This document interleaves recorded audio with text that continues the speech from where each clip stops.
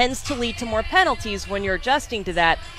I just think it's interesting when Mike Solari after practice said the best 5 will play. We are still competing. The best 5 will play. The fact that you even look at what that combination is, to me, was interesting. Yeah, it is. I still believe that Jermaine Ifedi can be a really good, effective right tackle in the league. And, this offseason I went back and watched a lot of his college tape and actually have had some communication with him and just some of the things I saw him doing in college versus what he's doing now. I think Mike Solari's attention to detail and technique will help him. Dwayne Brown will help him. But I think also if you're going to play the best 5, then you need to see what the best 5 can do. And so if Ifedi can play right guard a little bit better than Fluker can, and then Battle can play right tackle a little bit better than Ifedi can, then maybe you have something there. But if anything, I think it also helps create depth and chemistry in those combinations. Yeah, and so part of it is just kind of really seeing what you have in the preseason. We kind of look at this, we enjoy talking. Don't read too much into it right now. We haven't even played a first preseason game, which, by the way, is about a week away. And if you want to see these guys in action for yourself, there are tickets available at Seahawks.com. That way you don't have to take our word for it. Not that our word is bad, but, go see for yourself. Make your own notes. I'll tell you what, I'd rather just take Ray's word for it. His offensive line play. I know. Yeah, I'm not sure if I know exactly what I'm looking at there. I want to say, Jen, that you have fantastic stats. Thank you. I know, really do. Can you do research for me for my radio show, please? But no, that's very interesting. And I remember, Jermaine Ifedi and Ray, there's sometimes those penalties are, I don't want to say they're good, but they're aggressive penalties. It's like, pass interference, as long as they're good, the dead ball ones, those are the false starts. The 9 false starts. But I have a heart for him on that one because that was my deal. I remember when I left here to go to Detroit, I forget who wrote it in the newspaper. People were saying like, "Oh, Ray's going that." And he said, "Well, don't forget this false start, number 73." And I'm like, that was my get. But it was funny. It was done in jest. It was, but I understand those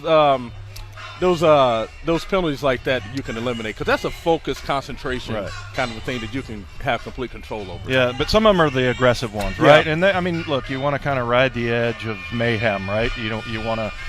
I liked his nastiness. Yeah. Jermaine Ifedi brought that last year, and I think, the offensive line just in general kind of got a chip on their shoulder. But now with Dwayne Brown, man, I love watching him play. I really do. Yeah. I think he's, I don't know if he's going to be as good as Walter Jones, if he's a Hall of Famer, but he might be a better athlete. He's got really, really good feet, and he's just always balanced, and I really enjoy watching him. Plus, he's just such a steady character. We've interviewed him a couple of times, and he's just one of those guys, and I don't know how to describe it, Ray, but, there are certain guys that just have the it factor. Yeah. And, I always talk about the late Chuck Knox, and when he would walk into the room, the whole room would go dead quiet, and I was like, wow, that's pretty impressive. The first time when I was a rookie, I looked around and I was like, how come everybody got so quiet? And it was just the respect, and so Dwayne Brown has that quality, and that's what I think is really important for some of these younger guys, because if you look at the roster, it's pretty young. Yeah. Other than, I guess, Fluker is in his, 6th year, and I think you've got, Dwayne Brown's in his 11th year, but, other than that, and Britt's 5th, it's it's a pretty young roster, so it's a good opportunity for him to lead those guys. Well, and let's not forget, Seattle gets the benefit of having him in training camp. Dwayne Brown has missed the last 2 training camps with the Texans. A couple of years ago, he was coming off an injury. Last year, he had the holdout with Houston, and so when I caught up with him a couple of days ago, he said, yeah, it's kind of interesting to be back at camp, but he thinks it's a really good thing.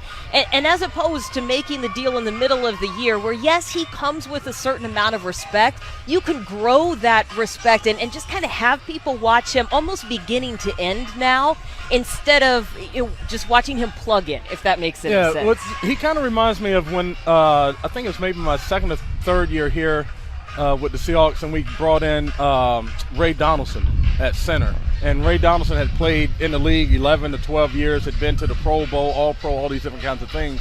And he had this thing about him that just settled the whole room. The thing with Dwayne is that when I'm looking at football teams, high school, little league, college, whatever it is, you have to have a certain amount of dudes. And when Dwayne walks into the room, he's like the alpha dude. you just go like, okay, the dude is here. And so last year, I said this the other day, the very first game I saw him play as a Seahawk, the way he settled into his stance in the game, I'm like,